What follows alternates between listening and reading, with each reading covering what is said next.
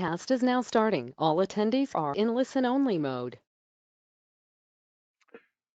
Good afternoon-ish. 11:57. Yeah, so good afternoon, everybody that's jumping in so far. I'd like to welcome everybody. And we're going to give it a couple more minutes. The numbers are starting to grow. We've got about 36, 37 people now, 38, and so on and so forth. I think we have about 75 people that are registered right now, but we could see what that number is going to look like here in the next couple minutes. Before we get into it too far, I do want to take a look at something here. All right. Okay, welcome everybody. Welcome. Get settled in. Joanne, are you there? Can you hear me? Yes, we are here. We hear you. All right, beautiful. I'm gonna mute your microphone for right now, and then I'll put you back on here in a little bit, and we'll take it from there. Okay.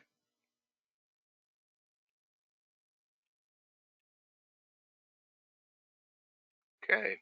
People are still rolling in, which is great. Welcome everybody. Get nice and comfortable. Pull up a chair. Pull out that glass of wine. Whatever it takes to get us by these days, I guess.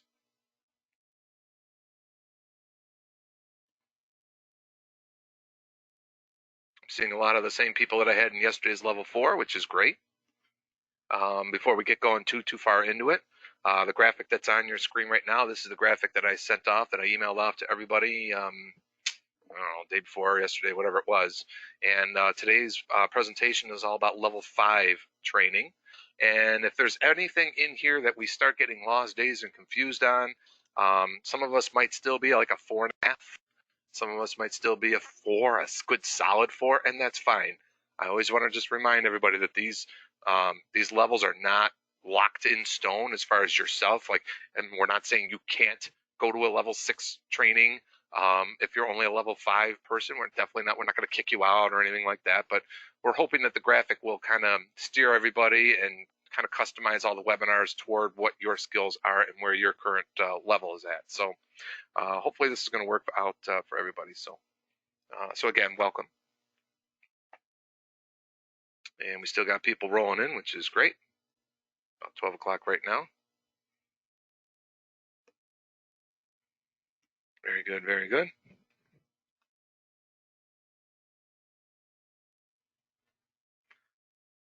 Okay, moving right along. About 64, 65, and climbing. So again, welcome everybody. And again, my name is Ed Maynard. I'm the district's one and only technology integrator for right now. Hopefully we get hopefully we get more and more people, more and more of this position, because I'll tell you what, it's been very, very busy for me over these last couple of weeks. Been taking a lot of phone calls, a lot of emails, but it's great. It's a great problem. I'm glad that everybody's into it, and we're getting the job done. I had a conversation yesterday with a teacher about this graphic and about where they're at, where they can go, and he's very frustrated, and it's understandable. Everybody's kind of feeling the same kind of pressure, the same kind of stress. We've never done this before. This is unprecedented. Getting us to where we are now, after a month and a half, that people have websites and they're putting documents on there and links and hyperlinks and forms and embed codes. And I mean, just saying those words out loud is a huge step in the right direction from a technology standpoint for our district. So, I really do tip my hat off to Roger and Gene for an excellent job getting the ball rolling here and keeping this thing rolling. So again, welcome everybody, and I am going to get started now. It is, it's about 12:01, so we are going to get this thing rolling. We got about 74, 75 people. Numbers are still climbing, which is great. But I did want to start off, first of all, on this graphic. That's why it's on your screen right now. And if you notice, this is basically where we're at. And again, some of us might feel like we're kind of a 4, kind of a 5. That's fine too. Some of us might feel like I don't need 5. I can go right to 7. No problem. Like I said, this is not a law. Like this is just a guide. This is just supposed to help us kind of move along here. So again, welcome. All right. Basically, we've had some level 3 training today on websites.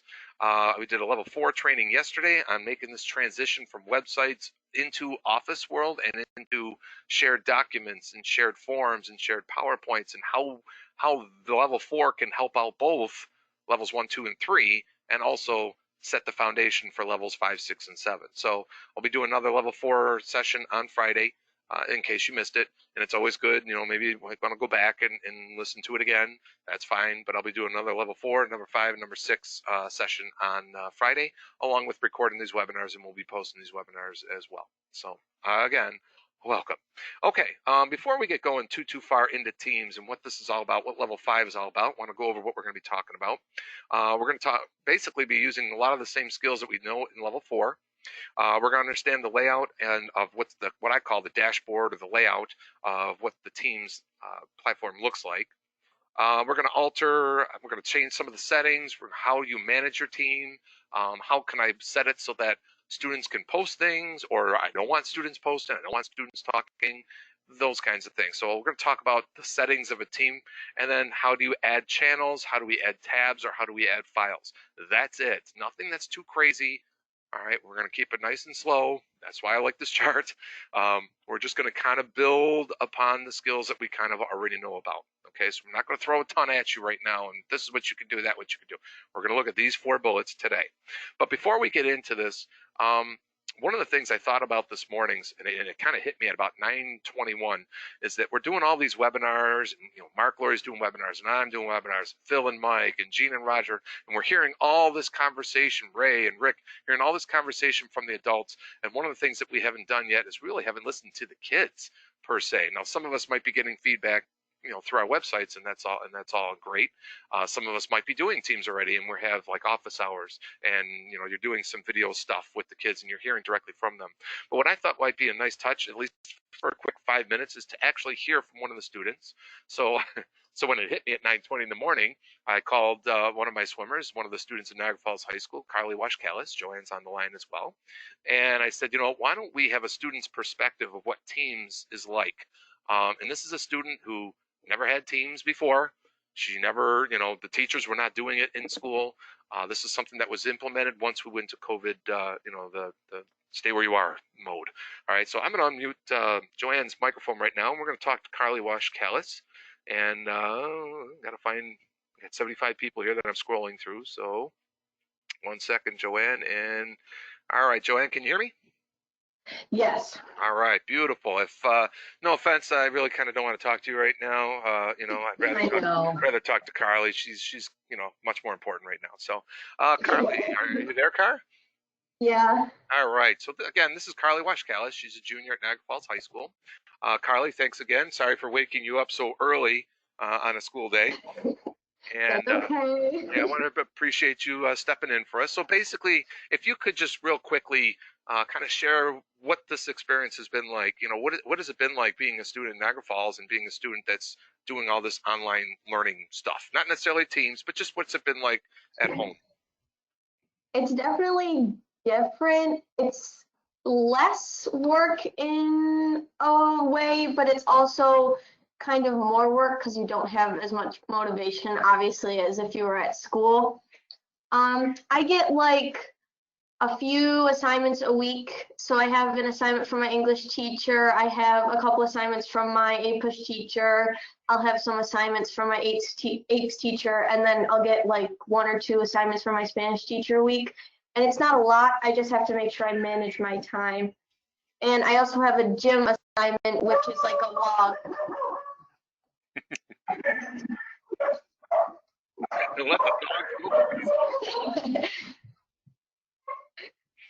Okay, so basically that's what we're looking at as far as the type of workload that a student typically has, which is great.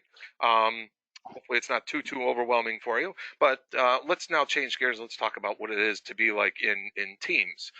You have some teachers that are using websites, and you have some teachers that are using Teams. Do you have any other teachers using anything else? My APUSH teacher, he signed up for Google Classroom, so he'll assign like the same assignments on Google Classroom that he does on Teams. So whatever's easier for you to get the work and also turn it in on, you can use. Okay. But most of my other teachers use Teams. Okay. And how has it been working in the Teams world? What's that been like, that experience? It was a little confusing at first just because I'd never used it before, so I didn't really know like what I should click on or like what I had to do. But once I really started using it, it was easier. And I also put the app on my phone. So like if I'm working, I put most of my stuff into Google Drive and then I transfer it back into Teams to turn in. So if I'm working on my phone, I don't have access to my laptop because my mom's working on her laptop and using the Wi-Fi. My brother's working on his classes and using the Wi-Fi. So sometimes it's not enough for my laptop to handle. So I'll use my phone and like my Google Drive and I'll turn it in through Teams on my phone. Okay. And that's great. And basically, what else can we go into? What I'm going to do right now is we might as well jump into it real quick. I'm going to share your screen, so I want you to show our teachers here what does it look like on the student end, and you know, like what do you do on a daily basis? How do you check your assignments and those kinds of things? So I'm going to turn this presentation over to you right now. You sure what I'm going to make, Joanne? Yep. All right. So you're going to see something on your screen that says "Show my screen." Okay. All right, so this is Carly Washkalis' screen now as a student. She's logged in, and take it away, Car. Okay, so this is basically all my classes, and then I'll just click on one. So I'll click on my Spanish since it's first. So these are all, so like he'll post these and then I can view an assignment. And I already turned it in. So this is what it looks like.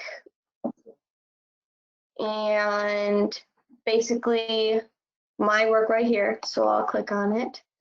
And when I click on it, I can actually, obviously I've already done it and turned it in, so I can't really do it now, but I can, where it says open in desktop app on my laptop, it says I can open in there or I can open it in the browser, which means I can just open it right here in Teams and edit it myself.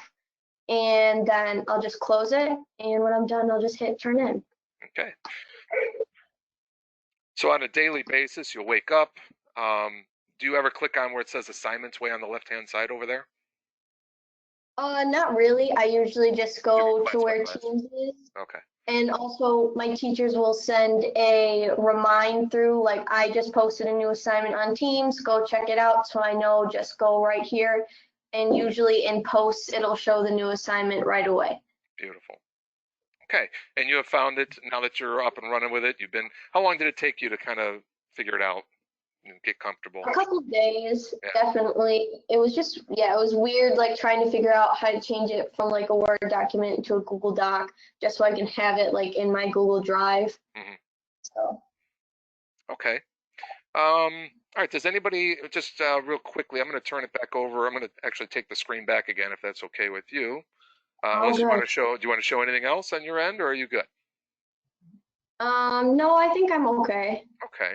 All right, I'm going to go back to me here real quick because that's the only way I can answer any questions. So, ladies and gentlemen, if you have any questions right now for Carly, I'll just do a couple questions for you. Do you have students have a OneDrive account as well? Yes. I don't know if Carly is aware of that, but yeah, instead of putting documents in her Google Drive, she could always be putting it in her OneDrive account. It works the same way. But people have already been comfortable inside of Google Drive, and that's another resource that you can use. Can all this be done can all that be done using your phone? Carly, that's a question for you, and actually that's coming from your aunt. Most of it can. I think sometimes you might, I haven't opened any documents in there like as a Word document, so you might have to download like the Microsoft Word app, but most of it can be done in the app. Okay. On the phone? Yes. Yes. Okay. And how does the mobile format look? Like, is it easy enough to read? Is it too small, too big? Let me pull it up real quick. On your phone, you can like edit like in your settings how big your text is, like just for you. Oh, okay. But mostly it's just about the same as the computer. On the bottom, it has like the activity, the chat, the teams, the assignments, and the calendar. and then like if you were to click on Teams, obviously you can't really see right now, but it just pulls up all of your classes and it shows like what assignments they post and anything that's returned you can see too. Okay. All right. Let's see. Let's take a look at any more questions that might be out here. Hold on. Oh, my screen just got too small here. Hold on. I got 17,000 things open here at one time. Is she talking about the app for Teams? Yes, this would be the app that's actually on Teams itself. Or actually the app that you can download onto your phone is what we're talking about now, ladies and gentlemen. Okay. Sorry, getting back to the questions. All right. Is there a to-do list like in Google Classroom? Yes, there is. Like that's what I had her demonstrating. If you clicked on assignments way on the left-hand side, you can click on that, and it will show you basically a list of all your assignments for the day from multiple teams. So that's what that link was for. But Carly likes to go class by class, and I think that might be good for kids. Maybe is to go class by class because maybe if they see this giant, I don't know. It depends on the kid, I guess. If they see a giant to-do list, it might overwhelm them. But if they go class by class, it maybe compartmentalizes for them a little better. Has she ever had trouble editing an assignment? Have you ever had trouble editing an assignment? Yes, my laptop does like kind of spaz out a little bit sometimes, and it does when I do hit edit in browser, sometimes the format becomes all different. And also once I did turn in an assignment with my Google Drive, and my teacher told me that if I could resubmit it because it didn't come up, like he couldn't open it to grade it. So I did have to change it into a Word document and resubmit it. Okay. And what's life been like as far as like you might now have teachers that are using multiple platforms like Teams and Google and web pages and Remind, and how has that life been for you as far as has it been overwhelming? Was it overwhelming? Are you getting used to it? Yeah, at the beginning it was definitely crazy just because it all came in at once. Like I just got like 20 remind messages like this is posted, this is posted, this is posted, sign up for this, sign up for this. And I was very overwhelmed. So I definitely had to manage my time well and say, I'm going to do some of this day, I'm going to do some of this day, and just make sure I knew the due dates and I knew what I had to do each day to stay on track with all my work. Okay. And notifications, do you get notified when, if they don't send a text, do you get notified? Is there an automatic notification that's sent off to your computer that there is an assignment sitting there? Yes, you can turn on the notifications for your computer for when you get an assignment, or if you have the app and you turn on the notifications, it shows you that you have a new assignment posted by whoever for this assignment due this day. Okay. And a couple others, students are telling the teachers that they can't edit on their phones. A lot of times they might have to download the Microsoft Word app on their phone as well. So if you do have a Word document that you want them to edit and you think they're going to use their phone, then they should be downloading the Word app on their phone as well. Can an elementary student be able to do this realistically? Carly, in your opinion, do you think an elementary school student can do this, can work in this world? Probably 4th or 5th grade and up. I don't think the others will be able to, just because there's so many different tabs and so many different places to find things. It can get sometimes confusing on where to find things and how to open up some of the assignments. So I would probably say not kindergarten. Yeah. Might be a little biased there with mom sitting over your shoulder. I get it. All right. Okay, Car. I think I'm going to let you go here, but because I can answer a couple of these other questions here. So, but I do want to thank you, Car, for getting out of bed so early in the morning and handling 12 o'clock. I know handling the questions and the little presentation there. So thank you very, very much. No problem. Thank you. Thank you. All right. I'm going to go ahead and mute your microphone again, Joanne, and if I can find your name, where are you? In case the dogs start barking again. No. We'll let those dogs out. Hold on. Where are you? All right, I'm just going to mute all. Okay, thanks again, Joanne, and Carly for your for your work there and for taking some time with us. Okay. All right, so ladies and gentlemen, we're going to move on with the presentation right now. It's about 12:15. Got about 45 minutes. There is really not too much to kind of show per se um, today, as far as like an actual like, oh my God, it can do all these things. Because again, this is just an introduction. Level 5 is just kind of getting you into Teams, showing you what all these clicks are all about, and that's really about it. Not really functioning. All the things that you saw as far as what Carly did, logging in, getting her assignments, all those kinds of things, that'll all be taught in the next level up. All right, that will all be taught in level 6, able to create and receive assignments, all right, out to the students. So that's not what today is all about. Today is all about, all right, what does this team stuff actually look like, and how do I navigate around Teams? All right, so let's get into it. All right, first thing I'm going to do, or you would do, is you would go to your office.com account. So you can go to Edge or you can go to Chrome, doesn't really matter. Like I said, in my world, because I got so much going on, I like to separate my worlds a little bit. If I'm doing office work, I like to use Microsoft Edge. All right, so here, for those of you that weren't in level 4 training here, I clicked on my Start tab down here, and I found it's going to be one of your tiles in here. It's called Microsoft Edge. It's Microsoft's browser built for Microsoft products, except for one thing that I'm noticing, and I'm going to demonstrate that here in a minute. But I do like having 2 different browsers going, one for Chrome where I'm working like the webinar and I'm working my Gmail and calendars and pretty much the rest of my life. But I will use Edge just to keep my work kind of separated. So that's just my suggestion. I do find that it does run things a little bit smoother, except for the one thing that I'm going to be showing you. So anyway, so I went to Edge, I went to office.com, and I logged in using my username and password, the same username and password you use to log into your computer, right? If it's not working, you may want to reboot your computer, all right? Or refresh the page or kill the browser and then start over again. A lot of people are calling me because the username and password's not working, username and password's not working. That seems to be a majority of my calls on a daily basis. I usually tell people to do this first. Reboot the computer, okay? When in doubt, reboot the computer, all right? A lot of times when there's so much that's going on, it just, computers get confused. They space out. You're just going to have to reboot them and start all over again. So anyway, so I went to office.com. I've already logged in the interest of time. And we landed here on the welcome page for Office 365. All right. In level 4, we went over what each and every single one of these apps kind of does. Hopefully you had some time to play around on your own. Maybe you already know what each of these apps can do, which is awesome. You're definitely, if you know what each of these apps can do and you're pretty well versed in them and how to share documents and all those things, then you're definitely in the right place. All right. Level 5 would definitely be the place to be. Okay. So again, here's your OneDrive.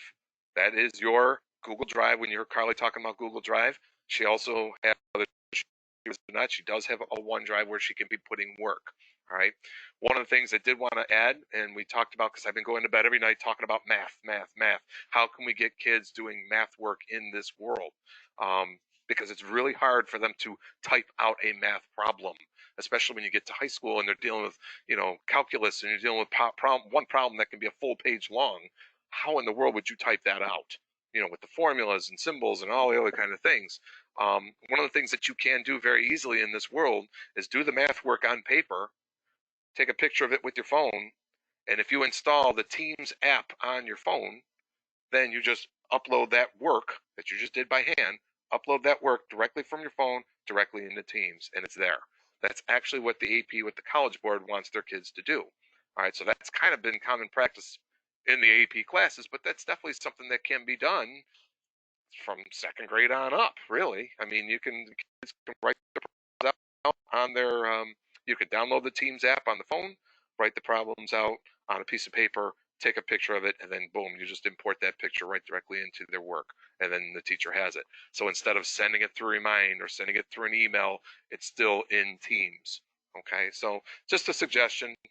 That's another idea that we can do, but that's what OneDrive is. Again, it's your storage space. You have your Word, you got your Excel, your PowerPoint. Here's your digital, your online notebook. Here's your class notebook that's really going to start coming out when you get into Teams. All right, but again, that's more level 7 stuff. I'm not going to get there yet. Right? You have your Sway, you have your Forms, but then up here you have your Teams. So I'm going to go ahead and click on Teams. Okay. As it's loading, answering quick question. Have you ever used a tablet to use Teams? I personally have not.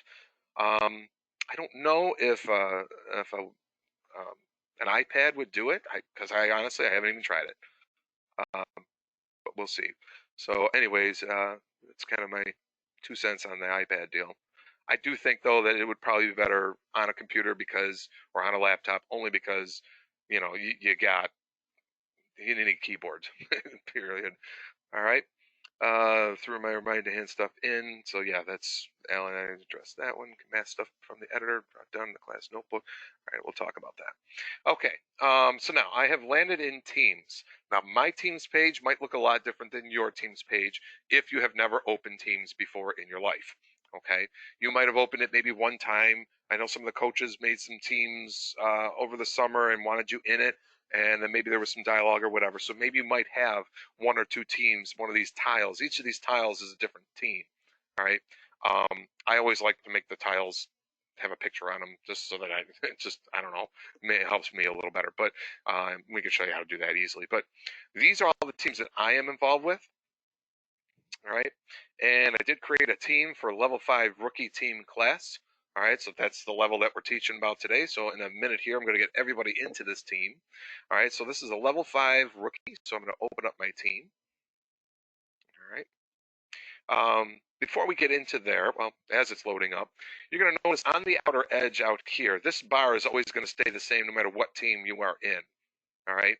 So if I'm a teacher and I just want to see some general activity from all the teams that I'm involved with, if I click on activity right here, this is going to pull up a feed of every single thing that's happened on every single team that I've been involved with. I can filter it down, narrow it down a little bit, but that's what that activity will show. Okay. I can look at just my activity, things that I might have personally done.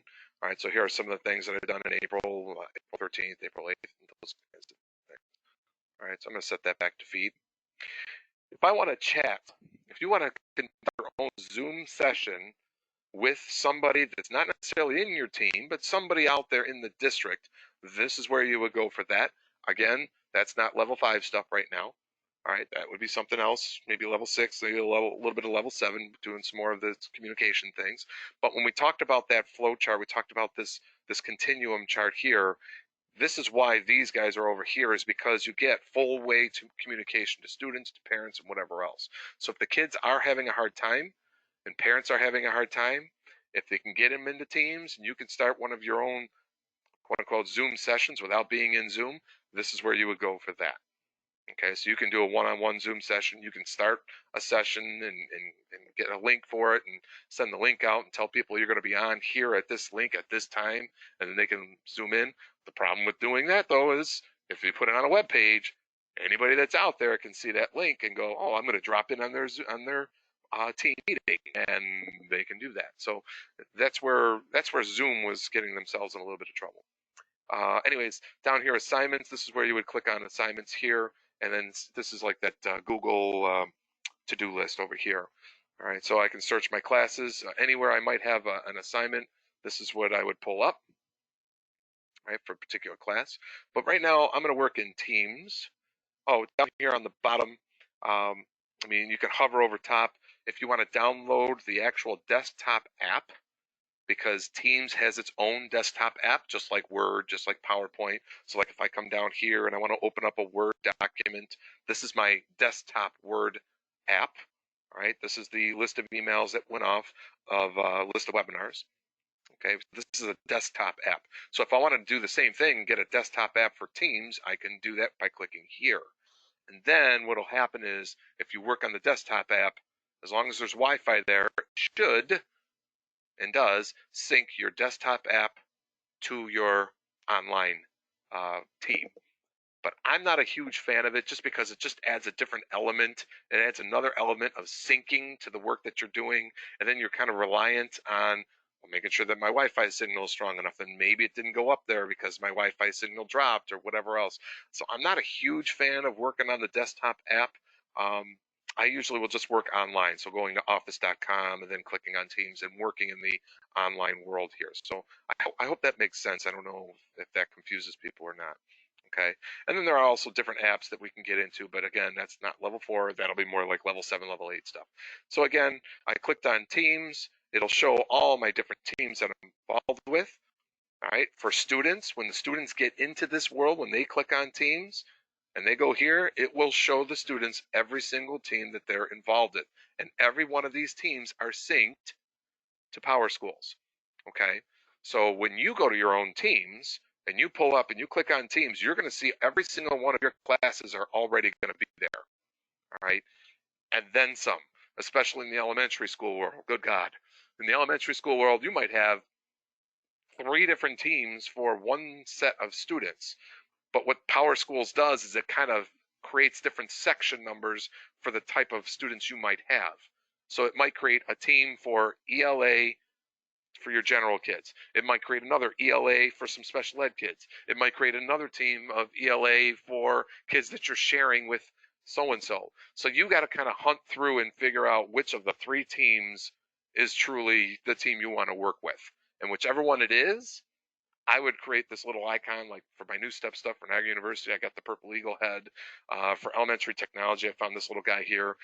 Otherwise it just kind of defaults to the AE, Abbott Elementary, or the AT, Assistive Technology, and it might get very, very confusing for you. So that would be one of the first things I'm going to show you how to do here in a minute. But so that's why when you get in there and you see 10 million tiles, and you're like, I didn't set up any of those teams. That's why those are there. They're set up there because of what's in Power School. Now, if it is a huge, huge issue where you need kids here and there and everywhere, and it just becomes overwhelming or whatnot, and you absolutely need to call somebody because maybe there are kids that are not there that's supposed to be there, then maybe you might want to get in touch with like a Melissa Cacciatore or an Aaron Stom or Helen Joyce or somebody, Diane Spicone, somebody it's in IS that would be able to direct direct you in the right place there, because I don't have control over that. That's a Power School thing. Okay. So that's what you're seeing when you see multiple teams there. So anyway, so I'm going to click on the team that I created for today. And that is, once again, this level 5 rookie team. Okay, now, when you land in a team, all right, now this is a class team. Some of the teams that you might be already in might be PLC, learning community teams.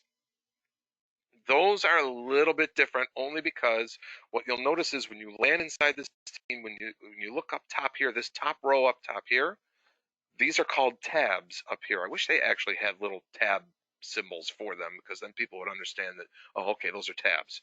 All right, kind of like in a notebook, those would be tabs instead of a notebook.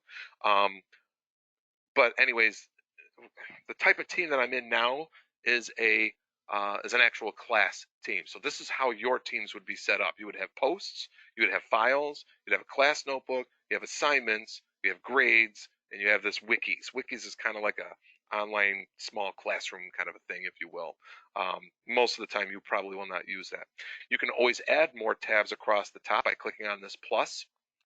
And what happens is you can add a tab. So if you are using something like Nearpod, I can type in Nearpod, and I can put a Nearpod tab on top.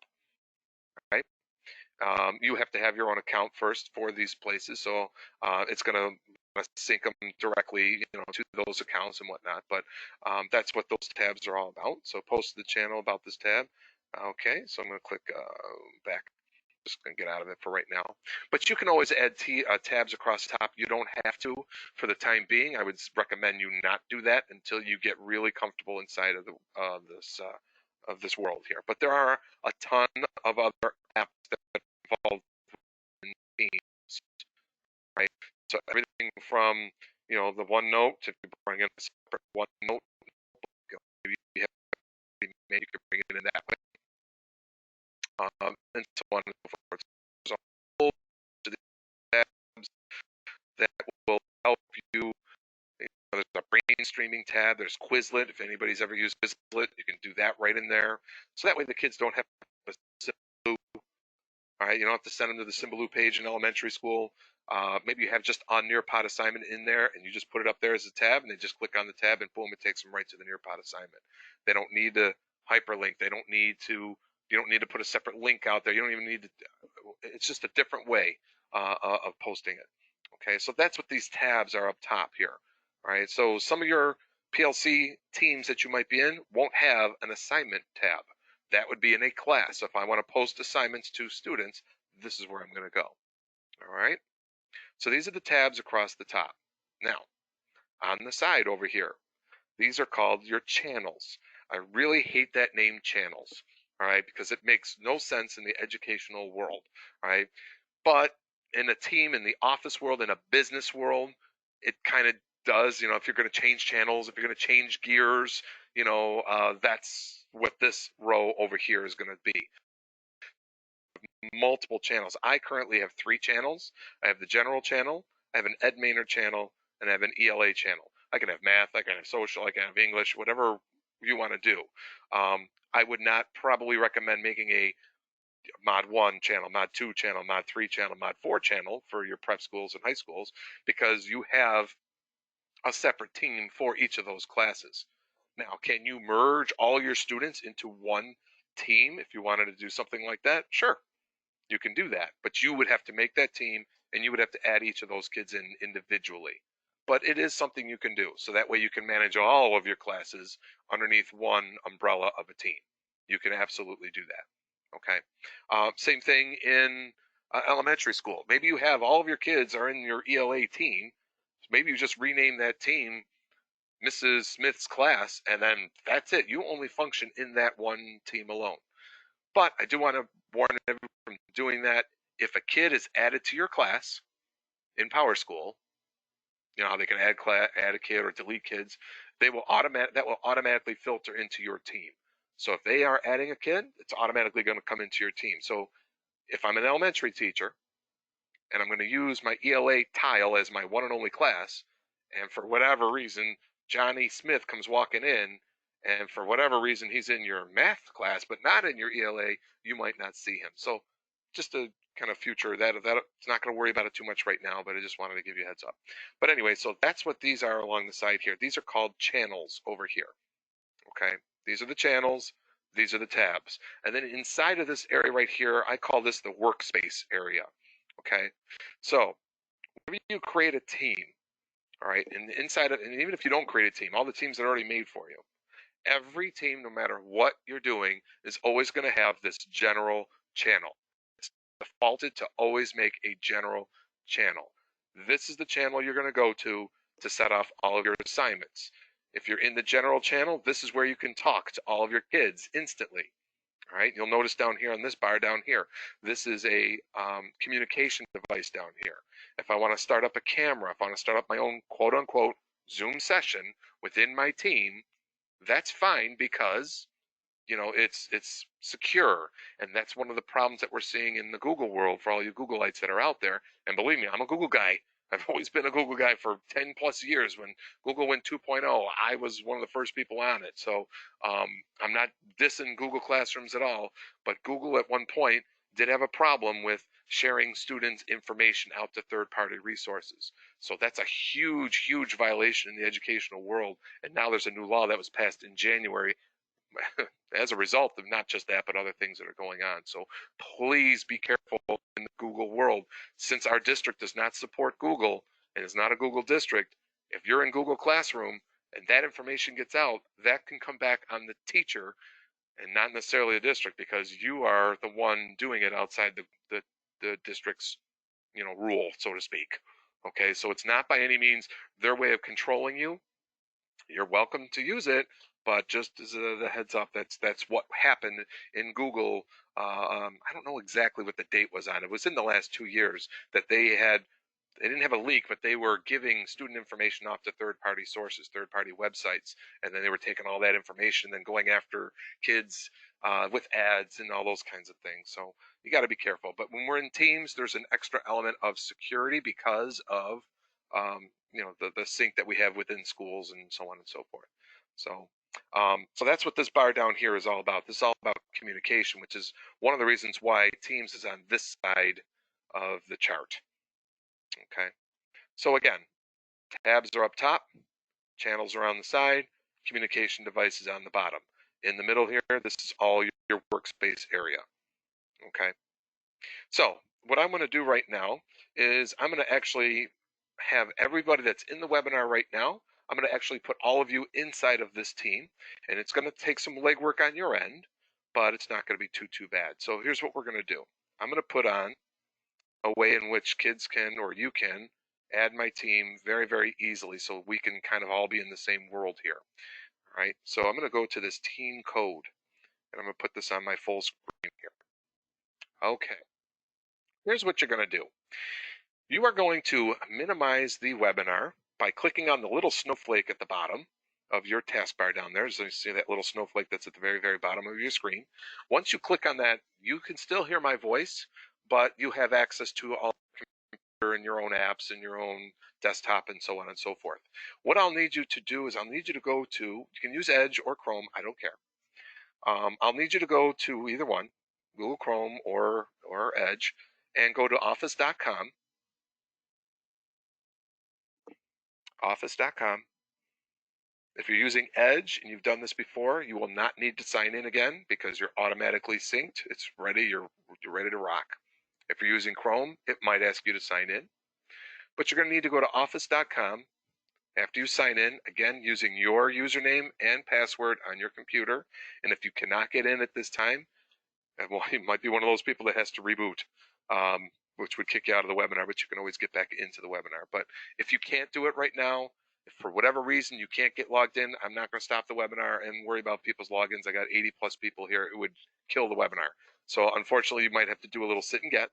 And then webinar is officially done and I'm on his workspace, then I can maybe talk you through it. Okay, but for the most part, you should be able to go to office.com. Username and password is the same username and password to get into your computer. Once you're there, you're going to land on the welcome page, all right, which is the, welcome to Office 365. You're going to go ahead and click on Teams.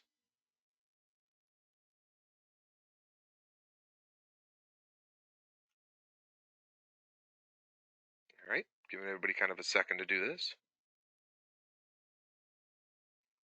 And then you're going to see your teams are going to start showing up there. All right, and again, these are all teams that have been created, linked with PowerSchool, or maybe you were added to a team. Maybe you didn't know you were added to a team by the coaches or by your administrator. I know like Niagara Falls High School, I know they have their own team started there. Okay. So when you get to your team screen, you can always flip-flop back and forth by clicking on the snowflake back again on the bottom of the screen so you can see where I'm at. Okay, so I'm giving everybody a quick second here. All right, when you finally reach this screen that's on the webinar right now, which is all the tiles of all the teams, in the upper right corner, some people can do this just by verbal direction. In the upper right corner, it's going to say join or create a team. You want to click on that rectangle up in the upper right corner. Okay, so on the webinar, I'm showing it right now. All right, I've made it to Teams. I see all my tiles. I went to office.com, used the username and password that I use for my computer. I clicked on Teams. I landed in Teams with all the tiles, and I'm going to find. Now, your screen might not look like mine. You might actually already be in a team, all right? Because a lot of times it remembers which team you were in last. So if you click on the Teams icon on the left-hand side, I'm highlighting it right now on my webinar. You can click on the snowflake, take a quick look, and then click on your browser to go back to where you are. So you're going to kind of flip-flop back and forth. Snowflake, Chrome, or Snowflake Edge, whatever you're using here. All right, so my thumb or my finger is right over top of this Teams button. If you click on that, that should take you to all the teams that are out there that you're into or that you own. So anyways, I'm going to click on this join or create a team. And now your screen is going to say one of these three things here, okay? Or one of these two things, actually. I've got these other teams that are kind of on hold for me for right now. All right, you'll see the first one is join a team with a code, or you can also do create a team. I don't want to create a team right now. I'm going to have you guys join with a code. So it's going to ask you to enter the code, and if you look at the webinar right now, the code is, or I'm going to read it off too, so you can type it in. It's CN, capital letters don't mean anything, CNUN 2, the number 2, NO. CNUN2NO. CNUN2NO. That's where you're going to enter the code. After you click on join or create a team, you're going to join the team with the code. Directions are on the webinar screen. And I'm going to ask you for the code. It's CNUN2NO.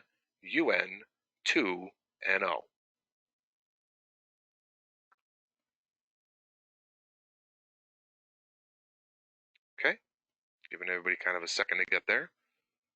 CNUN2NO.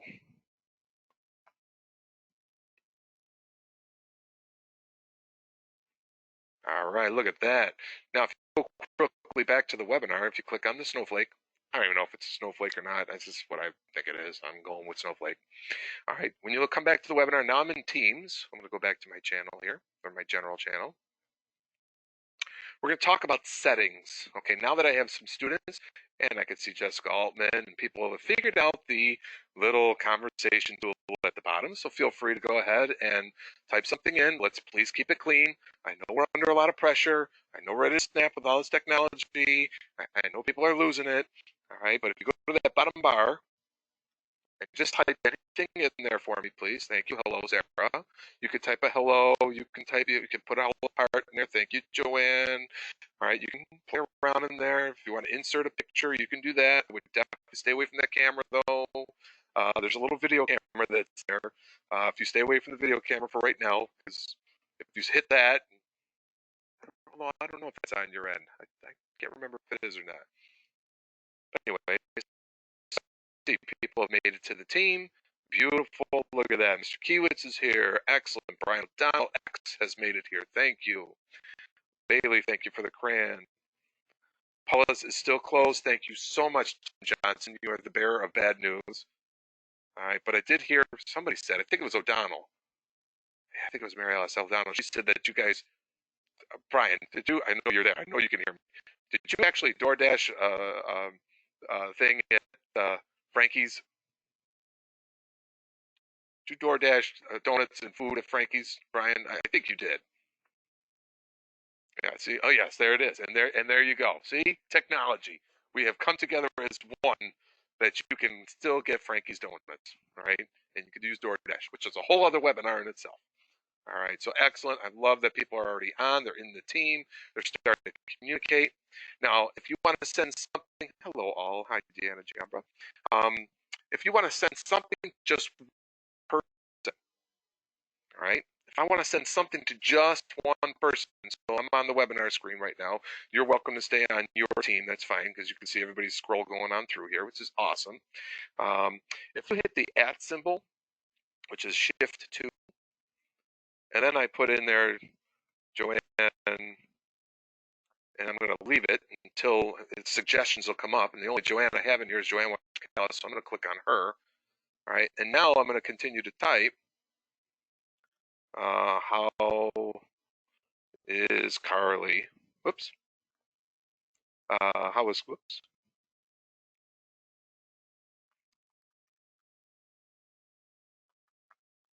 And I'm going to hit send. So I just sent a message just to Joanne Washkalis right now. Okay. And actually, I'm going to hit reply by mistake. But I did send a message just to Joanne. You would not see it on the main post. But this is all something that you can look at this. You could definitely tell people have been cooped up inside their house and they're getting it all out right now. Holy God. Hi, Deanna. How are you? How are you, girls? Oh, my God. All right. So that's great. Anyways, but by clicking the @ symbol first, then typing in a person's name, or at least get their first name going, you'll get suggestions. It'll pop up. Okay, so I might do something like at Kimberly, or I start typing Kimber, and then her name will show up as a suggestion, and then I can just type on hers, and then away we go. If you want to reply to somebody else's post, you can click on reply, like this, like Augustino's post right here. And I can say, I can go, what's up? All right, and then hit the old send button there, and that's going to be a reply just to his. So you can send this off. All right, you can set this up where kids can have full reign here. Nice thing is you'll know exactly what they say. All right. You'll know exactly who's talking and who's doing what. All right. Or I can absolutely just kill it all. All right. I can come over here to my settings. Whoops. I clicked on that one by mistake. This is a notification. So I go up to my manage my channel because the kids are getting all carried away right now. All right. Whoops. No, I don't want to do that. I want to go to my team. Sorry. Go to my team. I'm going to go to manage team right now because people are just out of control. Kids are out of control. Everybody's talking. It's just getting crazy. All right. All my notifications are coming through nice and strong now. All right, so here's a list of all my members. All right, I'm going to hit this, mute students. I'm going to click on that button right here on my screen, so on the webinar. If I don't want the kids to talk, I'm going to click on that button right there. Now what that did is that muted everybody's little chat bar down there. So if you are on your, if you made it inside the team, all right, so now I'm going to go back to the general channel. Okay, I'm going to go to my posts. And you'll notice now that Margaret was the last one to say anything. Okay, nobody else, because I've muted all the students. Now there is no more chatting and replying or anything like that. Maybe that's a setting that you want to do right now. That's up to you. All right, but that's in, and then you'll notice here, if I can get everybody back here to the webinar real quick. All right, everybody can come on back, and we're gonna go back. Don't worry, we'll go back to the team. All right, so come on back to the webinar. Thank you, Amanda, for coming back. Thank you, Alan, for coming back. All right, looks like everybody made it back. Beautiful. All right. So I've muted the team. So how did I do that? All right, there are certain settings that you might want to do for the team. All right, for the entire team. So again, going back to here are my tabs that are going across. Here are my channels that are going down. If I want to do a global setting change, like I just did now, I'm not allowing anybody now to post. All right, you'll notice that the name of this team is right here. It appears right here. It says level 5 rookie team. Then I have the 3 bullets. Anytime you see 3 bullets, I don't care if it's in Nearpod, I don't care if it's in Word, I don't care where it is. Anytime you see 3 bullets, that's kind of like another menu screen. It's kind of like a drop down arrow. So I'm going to click on those 3 bullets right there. And now it gives me some choices. I can go to my team settings, so I can manage the whole team. If I want to add another channel, this is where I would go for that. If I want to add a member to the team, if I want to add a student directly in, I can do that. If I want to get the hell out of the team, leave the team here myself. All right. If I want to edit the team, all right, edit some of the parameters. So I'm the owner of this team. This is where I would go to edit that. Another way you can get your kids into the team itself instead of posting is to send them the link. So if you have email addresses on all the kids or in your Remind app, all right, I can do get link to the team. Click on that right there. Then it creates a link. So here's the link to the team. I can go copy, and then I can go over to Remind on the, not on my phone, but go to Remind on the website, and then paste that link in there and say, here you go, parents, please click on this link, and then you'll be in the team. And they'll be there. All right, it's amazing, and it'll be a miracle. All right, they might have to sign in, they might need a username and a password, but they're going to be their username and password that they use to log into the computer. So that would be another Remind text that you send off. Okay, when you click on this link, log in using your credentials that you use to get your computer. So that would probably be my suggestion as far as the easiest and one of the most secure ways to get your kids into the team. If you do start seeing random kids showing up or random people showing up, you can always kick them out of the team. Okay, so that's what this 3 little buttons are for here, is to give you ultimate control over the whole team and what you might want to do. Tags, I'm not going to get into tags. When you want to eventually kill a team altogether, maybe you've created one, you want to destroy it, that's what that is right there. So I'm going to go to Manage Team. All right, now here are my choices up top. I have new tabs that have showed up. I have members, so you can see me, I'm the owner. If I click on this drop arrow, it'll show you all the members that are inside your team. So it's going to show all my students that are in here. Come on, a little circle of death there. Okay, you can see I have all my students right here. All right, these are all my students. Welcome all my students. If I want to unmute just one kid, right? Maybe everybody else is doing fine, but maybe one kid is being an idiot. I can, like Marianne Kramer right here, she's being the idiot. I can just, sorry, Marianne, I could just click on her box right here and just mute her. I can leave everybody else go, but I could just mute her because she's not being very responsible. And we all know Marianne Kramer, she's not a very responsible person. All right, so I'm going to mute Marianne. All right, just kidding, Marianne. Anyways, so that's what I do with members. This is how I can see members. If I want to get a member out of there, that's what this X is over here.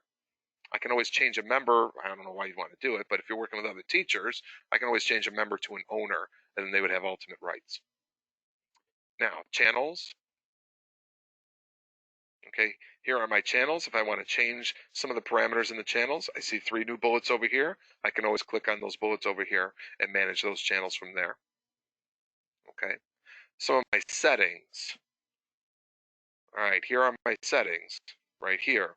So the team theme is this. So if I wanted to change the theme of my team here, all right.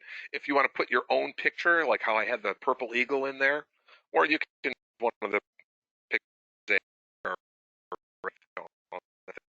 suits your fancy.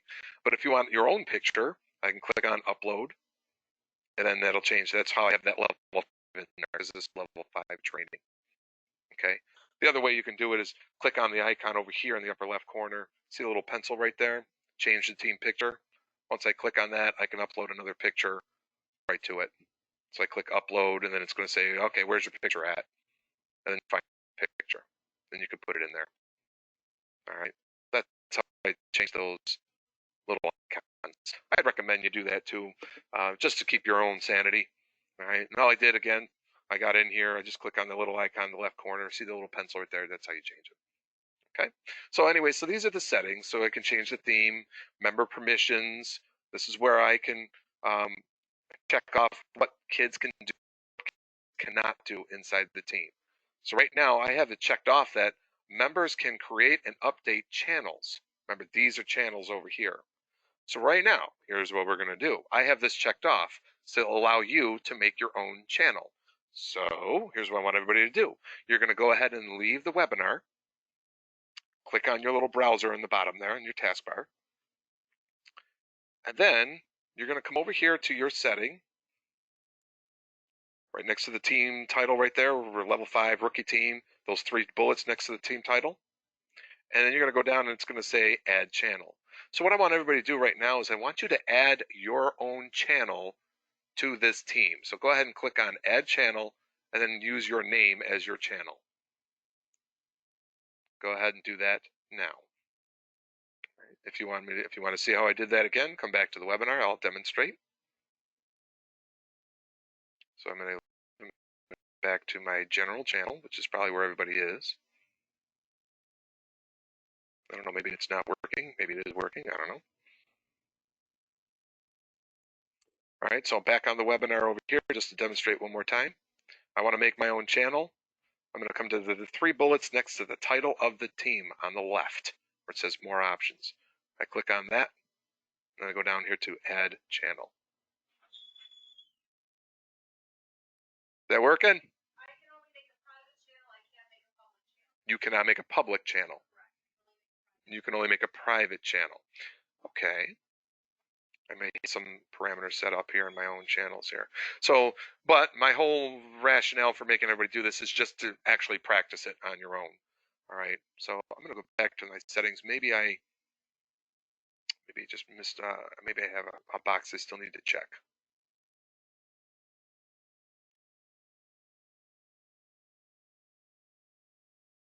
Member permission allows member to create and update channels, allows member to create private channels.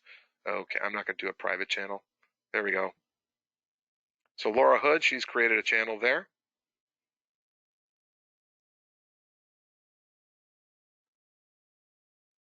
How about now, Mrs. Maynard? Can you create a public channel now? Although you probably already created a channel. Okay. But anyway, so you can see Laura Hood, she was able to make her own channel over here.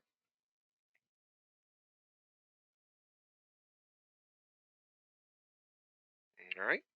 So I just want to give everybody a couple seconds just to make up your own channel that's over there. Now you can make private channels. and there's a box, which I should have mentioned. There is a box there that says display the channel. So if you want, go back in and make another channel, call it your name with a number 2 after it. There's a small little box right next to it that says display or show everybody, and I'll demonstrate that on the webinar here. All right. So I click on that 3 bullets again. I'm going to go to add channel. And this is Ed Maynard 2. And I'm going to say standard accessible to everyone on the team. And there's a little box that says automatically show this channel in everyone's channel list. Click on that box for me, please. Automatically show this channel in everyone's channel list, and then click add. And then what it's going to do is it's going to add the channel, and it'll show up on your end as well. Okay, so now while everybody is doing that, you'll see my channel just showed up in Maynard 2. Right. Go ahead and make another channel for yourself. I'm going to start answering some questions because it's been a while, and I know people are starting to go a little crazy here. All right, so can math stuff be edited down in Notebook? Again, that's another training. I don't want to get into that too much, Alan. Sorry. If I download Office 365 on my phone, get all the apps with it. No, you would have to download the Teams app to your phone. You would also have to download the Word app onto your phone. Okay, I don't know if that makes sense for you, Tim. So yeah, Office 365. It's. I don't think it comes with all the apps. I'm not 100% sure. I know you have to download each, like Word and PowerPoint and Excel. All those you'd have to download separately. I don't think Office 365 would give it all. Okay, so good. Brandon, thank you for answering that about an iPad. I have duplicate classes for all my classes and teams. Which should I use? Julie, I hope I answered that.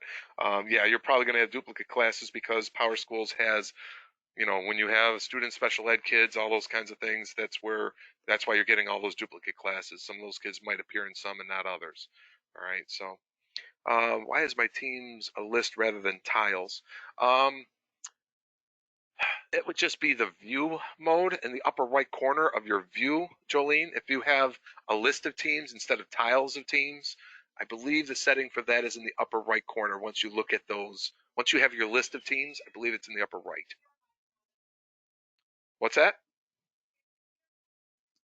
Okay, yeah, it is. It's the gear icon in the upper right corner. If you click on that, it'll show you list versus tiles. The freebie lets you draw. Good for math. Okay, thank you, Karen. Can you share assignments and notebook materials to multiple teams at once? Yes.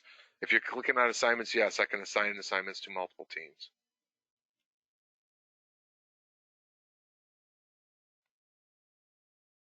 Okay. Oh, I'm sorry, Brian. Yes, Brian Collins. With the Nearpod thing, yes, you'd have to get an actual lesson going instead of the Nearpod. You're not putting the actual app inside that tab of your notes of your class, but you're actually putting a Nearpod lesson in that tab. Sorry about that.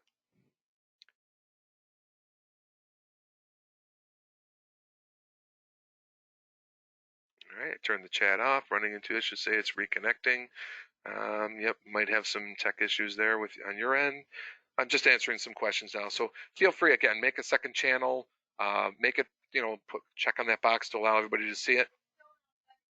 Really? Well, that is bizarre. Okay, but anyways, people were able to go to their, you know, go to it and make your own channel. That's fine too. All right. I don't know why it's not allowing that to happen. I gotta have something else that's not checked correctly here. Delete and restore channels. Now members delete and restore channel. Happen to. But anyway, this is where the settings would be to allow certain permissions with the kids. You know, you can give them as much free reign as you want over the team, but I would strongly recommend, you know, you be very selective on these boxes, what you want them to add and what you don't want them to add. Guest permissions, you're not going to have to worry about this because you're not going to have guests in your team. You're just going to have students in your team. I mean, I suppose if you want to have parents in the team as well, you could, but that's a whole other day. Mentions, this is where you can hit that @ symbol and talk. Show members the option for @team or @name. this will send notifications to everyone on the team. So if you wanted to eliminate the ability for people to not talk, like if kids are talking to kids on your dime, so to speak, if you want to turn that little part off, the app mentions part, you can do that right here with this setting. All right, team code, this is how I got everybody in. I could go to full, which is there. And then fun stuff, you know, allow emojis, memes, GIFs, stickers, all those kinds of things. All right. OneNote, no class books. That's another day. I don't want to get into that just yet. But that's the settings for the entire team. Analytics just will show you some data that's been going on. It shows you how many users you have, how many apps have been used, SharePoint files, and so on. So, and then the ultimate apps that you might have listed so far. Okay. So going back to my members, I'm going to go back to my general channel. And we're almost done here, ladies and gentlemen. I'm going to get over those settings for you. So you saw how everybody was chatting. You know what? I'm going to leave it off for right now. I'll turn it back on in a second. All right, so that's the post tab on the general channel. If I go to another channel that I make, like here's the Ed Maynard channel, you'll notice that the tabs changed. All I have is posts, files, and notes. That's it. I don't have posts, files, class notebook, assignments, grades, and so on in the Ed Maynard channel. Same thing with your channels. All right, you won't have assignments. The only place as a teacher that I can assign work is from this general page. Okay, so maybe I have another channel that's meant for, I don't know, just class demonstration things. Maybe I have a video channel, and I have lists of all these videos now in this channel. Maybe I have my class resources in a different channel. But you know, it's up to you how you want to set up those channels or what you want to do with those channels. Okay, so back to general. So there's your posts. There's your files tab next. So files, you'll notice right here on this page right here, any type of file that I put in the general tab, it's going to be a read-only file. All right, so notice here I have a folder here that says class materials. This was automatically made for you. So I'm going to click on that class materials to open it up. Now you'll notice these are read-only class files. Go here. Students can read these files, but only teachers can edit. So if you want to put your syllabus in here, if you want to put reference tables in here, if you want to put a number line in here, if you want to put whatever that you don't want the kids to mess around with, that's what would go in here in the generals channel in the files tab. All right, so I can upload a file into here. So I can click files. I can upload a whole folder into here. So this kind of works kind of like that notebook that I showed in level 4. All right. So I'm just going to put I'm just going to put any document that I got here and throw it in there. All right. So what it's doing right now in the upper corner here is it's uploading the item, and uploaded this Niagara Falls City School District Remote Learning Continuum. So again, this is a read-only file that only you can edit. If a kid double-click on it, feel free to double-click on it yourself. All right, it's going to only open in a read-only file. All right, you cannot open it and edit it, and it's going to be changed in for the team. Okay. The class notebook, like I said, this is a different day, but you can set up a whole OneNote class notebook in here, kind of like what the OneNote training was yesterday in level 4, but a little bit different. All right. Assignments. Once I do click on an assignment right here, and again, that's not what this training is. I'm not going to really necessarily show you how to set an assignment. That's the next level up. So when I click on assignments, I can create an assignment in here, and that's going to go out to all the kids that are in this team. And then ultimately, you got grades. All right. This is not grades. You can use this as a grade book, so to speak, and showing what assignments you have out there and what the kids put for answers. Those kinds of things. Okay, and then you would take the grades from this and then transfer it into PowerSchools, or as a way to upload it with Excel and those kinds of things where we can get these two guys to talk. But again, a whole other day of training right there. Okay, so there is a lot. I get it. Okay, I understand. I know Google Classroom. I know the difference. I know why people are so gravitating toward Google Classroom, because it's simpler, it's easier, and so on. But again, in the big picture here, we have to get kids ready for the working world. And I know the working world is like, oh my God, that's like the last thing we should be thinking about right now. We're in this COVID crisis. I don't care about the working world. I want to get these kids their lessons. I understand that. I can appreciate that. But if we have to do it anyways, then we should be preparing them twofold, because eventually they get into the working world. They're not going to be using Google Docs in the working world per se. They're really not. Even in college, some of the universities, yes, were using Google Docs. I'll give you that. UB, I know, was using some Google Docs and Google Classroom. Well, not Google Classroom. They're using Google Docs. All right. But the working world, the professional world, uses Office products. All right. This is why when COVID kicked in, this is why Teams that we're in right now exploded. This is why it increased by 450% in a matter of a week, because people are so dependent on Office products and keeping their program and their businesses going. So that's why Office Teams exploded. That's why you're seeing commercials on TV every single day now about Teams and what people are doing with it. All right, because it has just exploded now. And we are getting these kids ready for the next step. Yes, that's our ultimate goal, is to get them ready for the next step. All right. So anyways, this is what the general channel is. If I go into my own channels, maybe you do make up a channel. If you put a Word document inside of here for a post. So if I make a post in here, if I start saying something in this channel, all right, that conversation down here in this bottom box is only going to be within this channel. All right. So maybe I'm only going to talk about the project that's in this channel. Maybe these channels become different projects, not necessarily an assignment, like just a simple lesson for the day kind of assignment. Maybe this channel becomes a project for the marking period or whatever in the future. Okay, so I'm in this channel. I'm in the Ed Maynard channel now. If I start typing in here to everybody, I give them directions for the project is in here. Then it's just a stream of consciousness flow. And then I go to another channel. You're going to notice that's gone. All right, that conversation I just had in this channel is now different in the Ed Maynard 2 channel. All right, now I got to start a new conversation. All right, I have a camera on this end too. Maybe I want to just talk about, maybe this is where I'm going to make a channel of office hours channel. All right, and maybe this is, although I'd probably do it in my general, but maybe I'll do it in this channel here. Maybe I'll be online talking about the project here, and I'm going to click on my camera, and you're going to see my Britney Spears microphone here. But remember I talked about the one thing that doesn't work very well in Edge? This is it. The camera, for whatever reason in Edge, likes to turn sideways. So there's no way, unless I turn my computer, there really is no way to fix that I'm finding that's out there. All right. So anyways, Chrome does work just fine when it comes to your camera. All right. So I'm going to click off.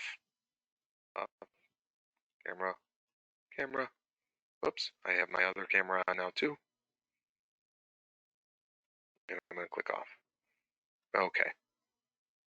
So you'll notice I go back to my other channel, my my Ed Maynard original channel. That's gone. Okay, so that's what these channels can be all about. I know Phil and Mike, they're talking about making private channels with just 2 or 3 kids in it. You can do that. Everybody made their own private channel. You'll see your own private channel, all right, on your own screen. But you can maybe you put groups. Maybe you have kids that are working in groups, all right, and you want to set them in their own private channel so other kids can't see their work. You can do that. All right, that's what these channels are for. That's why she has a little lock symbol over here. Okay. All right, I'm going to get back to some of these questions. Is there any way to stop or view a private chats between 2 individuals? Yes, there is. Like I said, with those boxes, you can uncheck or check who you don't want talking anymore. And as far as private chats are concerned, as far as can you see them? Yes, I believe you can see them in your general post channel. How would you stop them from chatting with each other? I already showed that. Error occurred while creating the channel. Not working. I keep getting an error message. I still can't. Error occurred. Errors. Got a lot of errors when they're making the channel. It had to have been one of the settings that I didn't do. But what is the purpose of channel? Hopefully I kind of went over that. Just again, the channel is just to change gears. All right. And add the channel. Man.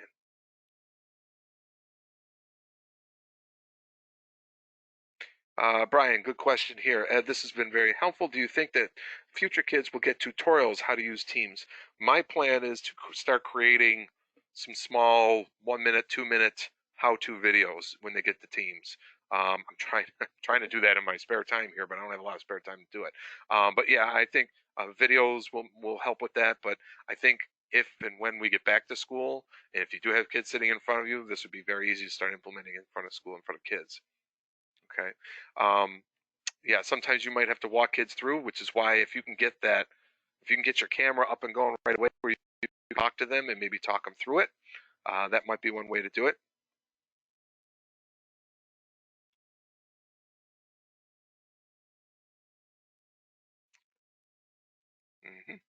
So any kind of document that I put in a channel, this is a good question. Any kind of document that I put in a channel, now that it's in Teams, anybody can alter it. The only document if I put inside of a team that they can't alter is in the general channel. I'm going to say that one again. It's kind of a big deal. All right, when I click on my general channel and I go to files, if I post something in the general channel in the files section, like this class materials, they won't be able to mess with that. If I upload something there, if I type something new in here, they won't be able to mess with anything in here.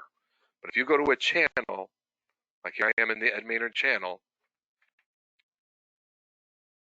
if I put a file in here and I set that file in there, and I'm going to do that right now, click on new. So in the Ed Maynard 2 channel, I'm going to put Word document,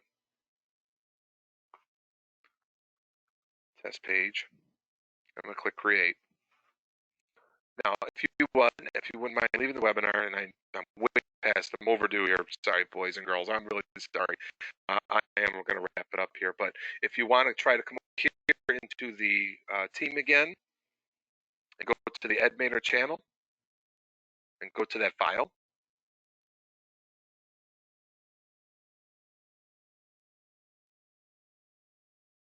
You'll find this Word document here, and you're more than welcome to start typing in it yourself. You could just say your name, say hello, whatever. Feel free to do that right now. Hello, whoever you are. It says AS. I'm guessing Alan Stockings. Okay, somebody new is coming in. And it was Alan Stockings who typed that. So, yes, you can put a document in there where all the kids are, typing at one time on there. Yes, there is a way to see who is doing what. All right, just like in Google, there's a way to check who typed what and who did what and what group work. Same thing here, but again, it's another PD for another day. That's a different level. I just been showing you kind of how it kind of all works in there.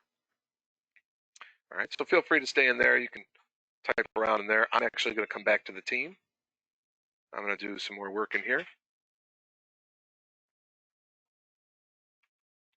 Anywhere students can get a lesson on this. I think we might. I've been thinking about that too. Thank you, Bailey, for posing that question. Is there any way students can get training on this? I was thinking of actually having some webinars for students as well. Not even for teachers, but I mean, teachers could join it because it's a webinar. Up to 1,000 people can join the webinar. But I was thinking about having webinars for kids of teachers that are going to start using Teams. So that way I can show the kids how to access it, how to move in, how to move around, how to click on your assignments and do that kind of thing. So that is definitely something I'm really kind of waiting until Friday to make that decision based on the governor. All right, if the governor decides we are not going back to school, but we're going to continue e-learning the rest of the way, or remote learning the rest of the way, and we have no choice but to maybe start advancing our lessons a little bit, then I will definitely, by all means, start having webinars for kids and for parents to make that work. Okay, so that's an excellent question. I was just thinking about that this morning. All right.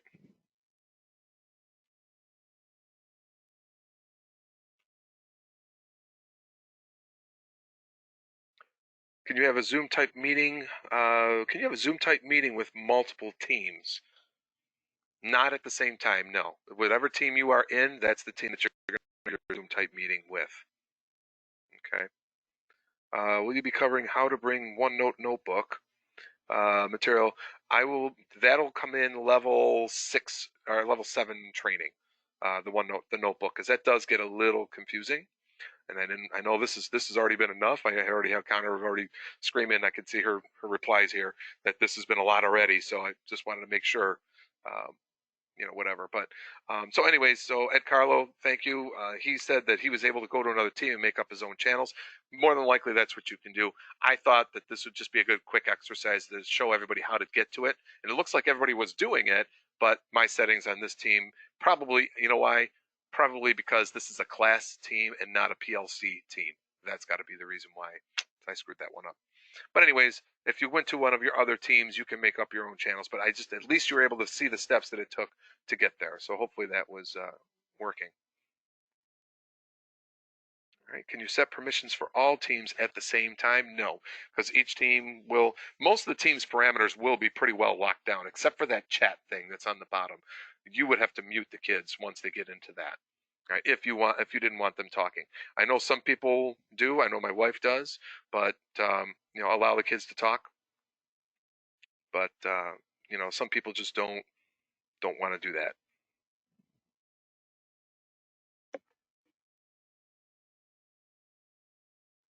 Okay.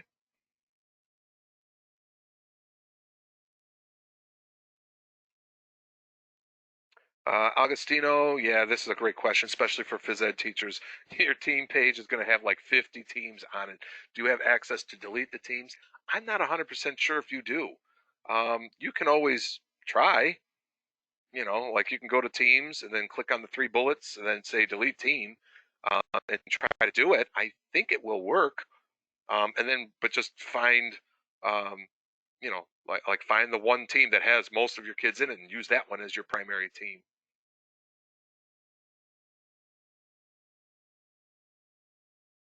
All right. So right now I'm going through the questions. I'm letting people kind of play around in that one Ed Maynard page, to see what that world looks like a little bit. All right. So I just posted a file. So again, just showing you on the webinar where people are at right now, in case you're completely lost. Okay, I clicked on the Ed Maynard channel, which is where I am right now, and then I clicked on Files, and you're going to find a file in there. You're going to find one. Okay, yep, some people uploaded some things in there. That's fine. This is just a play. This is just a playground of a team, so not a problem. You can do what you can manage to do. But I clicked on that test page, and then it's going to open up a live document. All right, so this is live, so that means it's out there for anybody because it's got its own web page. But you'll see. All right. Yep. Sometimes you might have to. It might download it to your computer, but as you can see, people are able to at least type into this Word document. Okay. But again, this is thank you, Kim. This is a live document that everybody can contribute to. So again, you might want to be careful. You know your students better than I do. You might want to be careful what they are going to post or what they're not going to post. Okay. So I'm going to click close to get out of that. And I'm pretty much done as far as new material. I know that the rest of you might be done mentally. But basically, if you come back to the graphic, back to the webinar real quick, basically I got through my 4 bullets here. Understanding what the layout and the dashboard. Hopefully we know the difference between the channels and the tabs and how to go to posts and how to upload a file. How to change some of the settings and some of the general management of the team. You can change the icon now of the team. You can give kids access to chatting or not chatting by clicking that mute. All right, that's in the general teams setting, not the channel setting, but the team setting. And then adding those channels. Okay, so I'm going to stay on for about another 15, 20 minutes. If you want to just play around, find a team, go to your own teams and start working around in there. And if you have questions, you can always come back to I'm just going to stay on live now. So my presentation part is done. And I thank everybody for coming. You're welcome to log out. But if you want to still keep working inside of teams, I still have a bunch of questions that I'm going to still answer here. But if you want to work in your own team and just keep flip-flopping, we'll make this rest of this a work session now for the next 15, 20 minutes or so. But I am going to start answering or finish answering all these questions. So I'm at Augustino's question right now. I am a little behind, so I apologize. Okay. If you mute people within the general setting, do you have to mute them for each channel? No, I believe that takes care of it of all of the channels. Okay, because you muted them. Why would you upload documents to your channel and not include under files? Why would you upload documents to your channel and not include under files? Oh, it all depends on if you want the kids to work inside that channel. If it's a document that you want them to work within that channel on, that's what you would do. Or if you don't want them to work on that one document, but you want it there so that they have some reference material, maybe you might want to put that in as a PDF. All right, so you work on your desktop app, save it as a PDF, and then upload that into that channel. All right, so any document that's in a channel is editable by anybody. Okay, so just a heads up on that. But if you're putting it in the general channel in your class materials folder, then it's a read-only document. The kids can't touch that.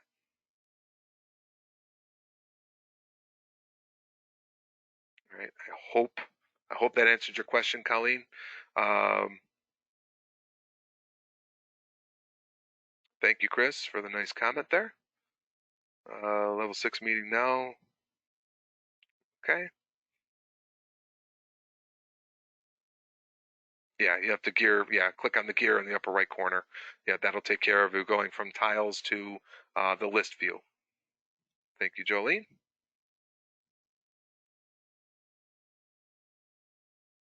All right, so I know this one particular teacher has left, but this is a good point. The difference between a channel and a team. Remember, the team is the entire, it's all the channels and all the tabs all in one location. So if you think of it as a class, a team is a class, okay? Channels are just, you know, different entities of that class. So if I'm an elementary teacher, maybe I'll have a channel for ELA. Maybe I'll have a channel for science. Maybe I'll have a channel for math. Maybe I'll have a channel for whatever. Okay. So maybe that's how you're separating, because if you just start putting everything in general, it's going to get very confusing after a while there. So channel is just to change gears. That's all it is.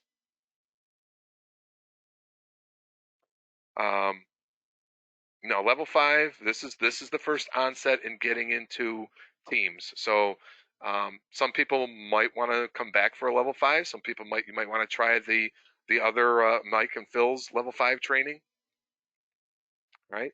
Just to hear it in a different avenue, different voice. But all level 5, I mean, I know it's a lot, but all level 5 is just to mainly show you is, do you know the difference between your channels on the left, the tabs on the right, know where your general channel is, know that when you put things in the general channel, it's read-only format, how to communicate with the classes on the bottom, you know, how to make posts and all that kind of stuff. Okay, so that's where that's pretty much the limit of level 5 training. Okay, I'm not going to show how to create assignments right now, assign kids, whatever. I'm not going to even get into that. Yep, Julie, that's a great idea. We'll talk about parents and student webinars on Teams. And if a teacher is planning on using Teams, they might want to strongly encourage their kids to sit in on the webinar as well. You know, hopefully, maybe that might be one way of doing it.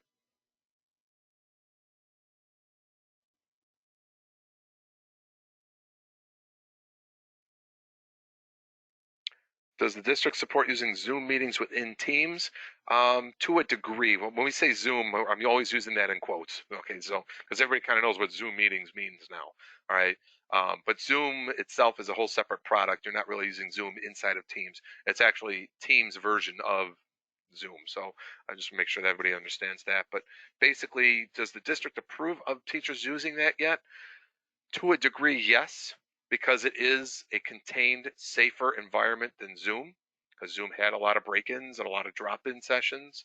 If you do a Zoom, if you do a meeting within Teams, all right, a video conference is what they really call it. If you do a video conference in Teams, then it's a contained, controlled environment because the kids had to use a username and password in order to get in.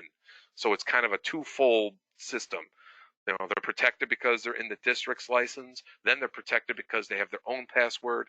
and then they're protected because they're in your team. So it's a triple layer of protection. All right. When you get into Google Classrooms, it's kind of just one layer and that's it. All right. It's just their Google username and password, and those get leaked all the time. So that is one of the nice things with being in Teams. I did put together, Jerry Cook, I did put together a PowerPoint, a level 5 PowerPoint, and I am going to, send that off as well to kind of go over some of the things that I showed today. So I will email that off as well, or at least a link to it. Yes, you definitely can hide the team. All right.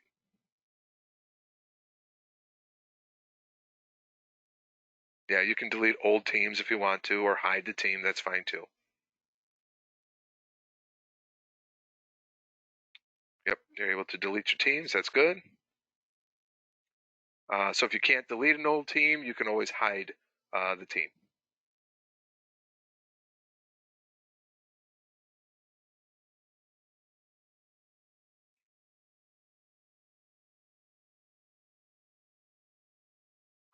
If I create a team and you're not a member of the team, can others see the team I created? No. If you're not a member of it, you won't be able to see it at all. Okay.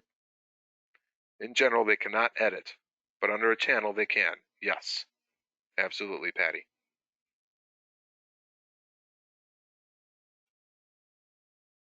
I have 29 items for some reason.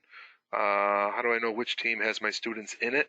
Yeah, like I said, Sarah, what's going to happen is you got so many different teams because of the way Power Schools is aligned, and you're going to have a ton of kids and ton of different classes. So what you have to do, I can't remember in the elementary world.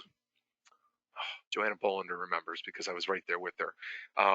One of your teams, I think it's the priority one, because some of the teams there have like a little name in parentheses there. You just have to kind of open each one and figure out which one has the most number of kids in it. Okay, and then you can always rename that team to whatever you want, and then put your little icon on there, and then just ignore, or you can just hit the 3 dots and then hit hide on whatever team you don't want anymore. That is the downfall. Like if our teams was not linked to Power Schools, we wouldn't have that problem, all right, at all. All right, but they are linked to Power Schools, and it is kind of somewhat good, I guess, if you get a new kid or an old kid or whatever. All right, I get it that they're all kind of synced together and talking, but still does get a little confusing. So.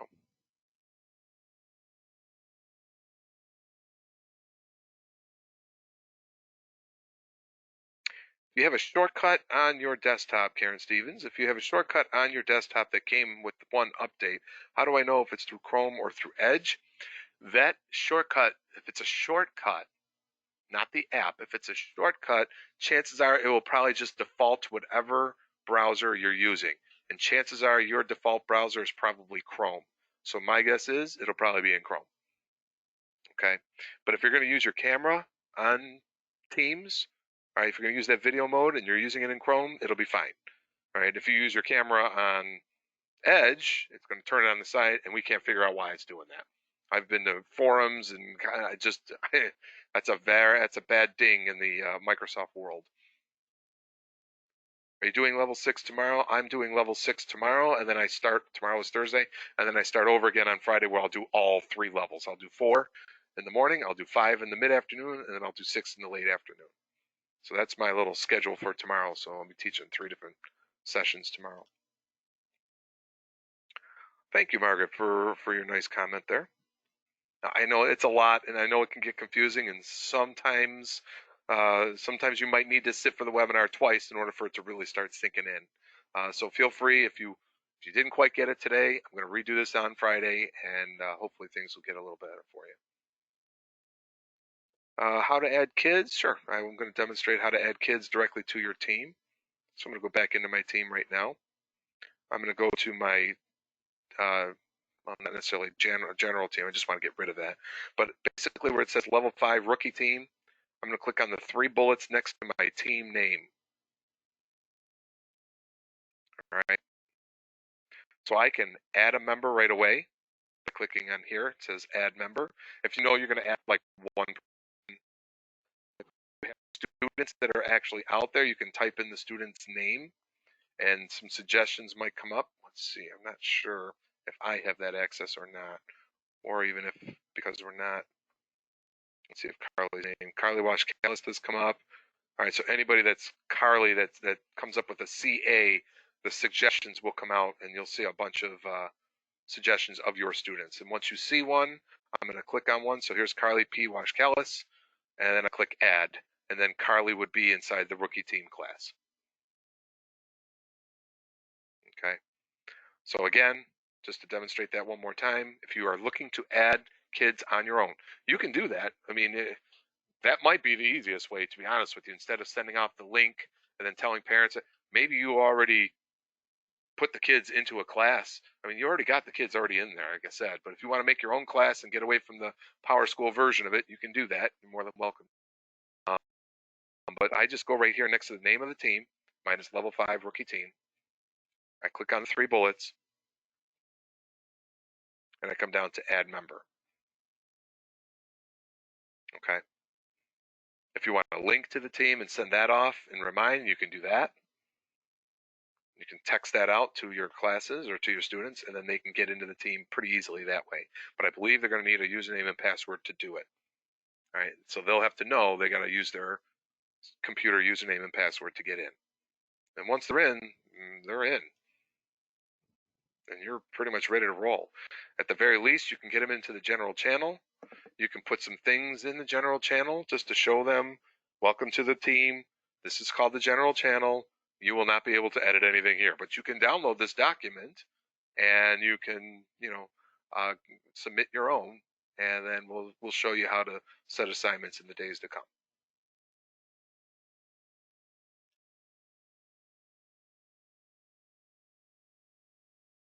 All right, so I hope that answered that. Jerry, I'm going to deal with you, Jerry Cook. I'm going to deal with you a little bit in an individual basis because I think you got a lot of things going on there. So when I get done with this webinar, you can jump off. But if you want to give me a call around 2 o'clock, I will probably do a screen share and see what's going on your end and see if we can fix that up to get you going. Because you got a lot of issues going on there. So give me a call around 2 o'clock today, Jerry. All right, my number's in any of my emails, 523-3654. Feel free to use it.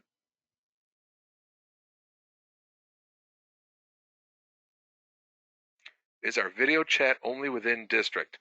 Your video chat is within district. It's going to be within that team. All right, so yes. So in essence, yes, it's pretty much just within, but I mean, if you want to make your own family team and invite people outside the district to your team and then do video chats in there, yeah, you could do that. Absolutely. So like when all this COVID ends and Zoom starts charging up the yin yang to use their services, because they're going to do that. All right. They're absolutely 100% going to do that. Now that everybody is, Zoom has gotten so much press and so much publicity. Saturday Night Live is using them in skits. They have got to just be beaming. And when they start charging, they're going to make a fortune. But yes, you could ultimately set up your own family team and invite other family members from around the country to your own team. They don't have to be a student in our district. They could be anybody. And then you could do your own quote unquote Zoom session within your own team and not pay a penny for it. Just saying.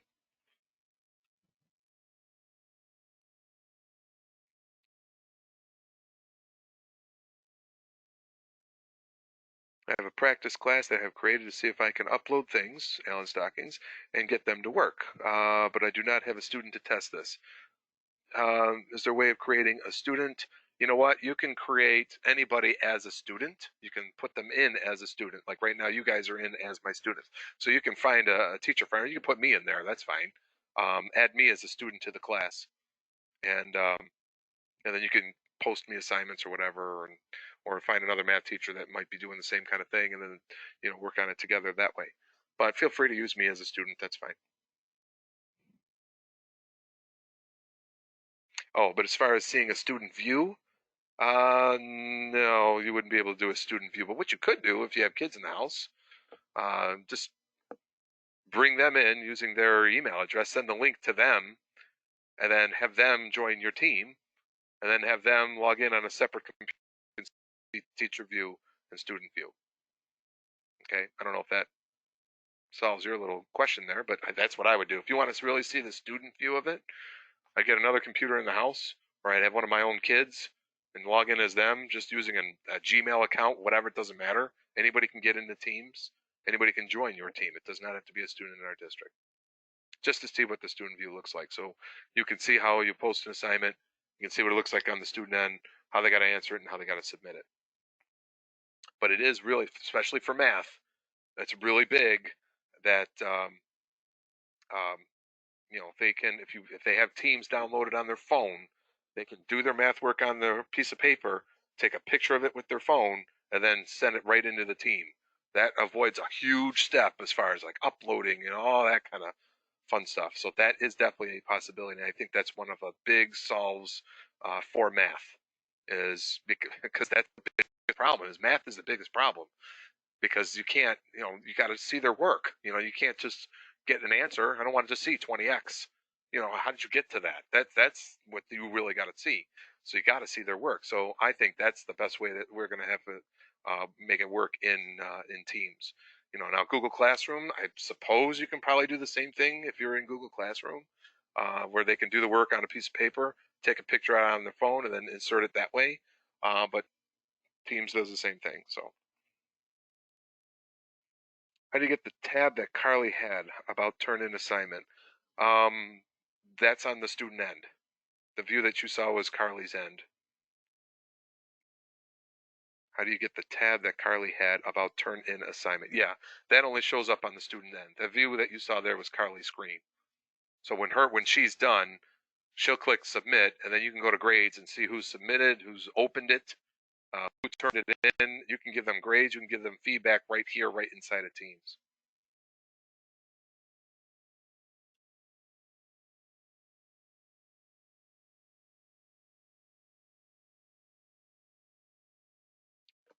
Yeah, no, Coley, as far as adding kids outside the district, that's not a problem.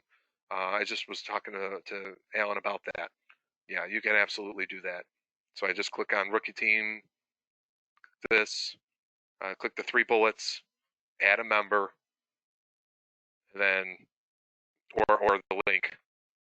When you do a search for students, it's only going to have students that are synced with our Power Schools. So if it's a kid outside the district, you can't use this screen, but you can go to level 5 rookie team, 3 dots, get linked to the team, and then get those students to click on that link. Ooh, will they have to sign in?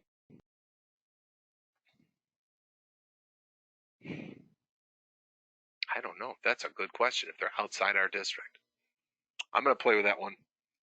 That might be worth a look. I'm going to send that link off to my son who's not in our district anymore.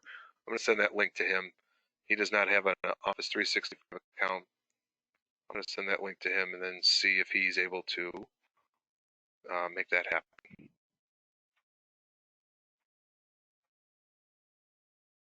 All right.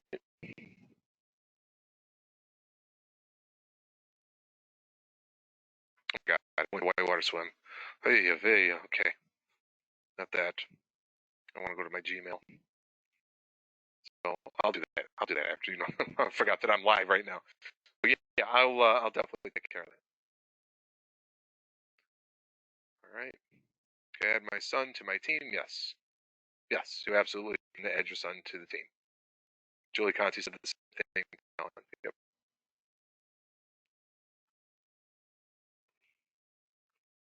I believe you can add through an email link, or at least get that link. That's what I want to figure out, Alan, is I'm going to figure out using that link, if I send it off to somebody who's not in our district, can they still join my team even as a guest? I believe they can, at least as a guest, which is the same things as a student. So at least you can get to see the student view. Okay, I've answered all the questions at this time. Any other last minute questions? Nope, no problem. Let's see. If I don't need to log in, I can just join my own team as a guest. Yeah, you could. Don't use your A stockings at NF Schools. Use your own personal email if that's something you can do. I'm not. Like I said, ooh, I gotta play with that one. Give it a shot. You know, that's what I like about technology. That's how I learn. I just give it a shot, see if it works. If it doesn't work, then figure something else out.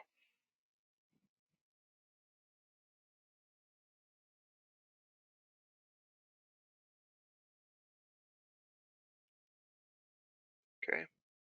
I still got 16 people that are on, or at least don't want to let me go. That's fine. No, that's fine. I'm just teasing.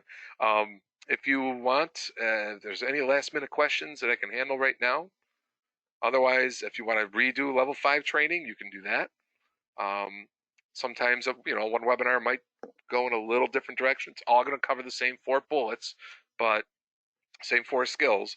But, sometimes you might need to hear it a second or third time. But I'm pretty much done. If there's any last minute questions, anybody? Last minute, last call, last chance? All right. Okay, ladies and gentlemen, thank you so much for attending. I'll be on tomorrow with level 6. With level 6 training, and I got to look at level 6. I made the chart. I don't even know. Able to create and receive assignments. That's pretty much, and then adding additional resources and tabs. That's pretty much what I'm going to be covering tomorrow. Is that it's how we're gonna, now that we kind of know what all these tabs and channels look like, how do we post assignments? That's basically level 6. How am I going to post assignment? How am I going to get it back? Okay, and that's what level 6 is all about. So until then, we'll see you later.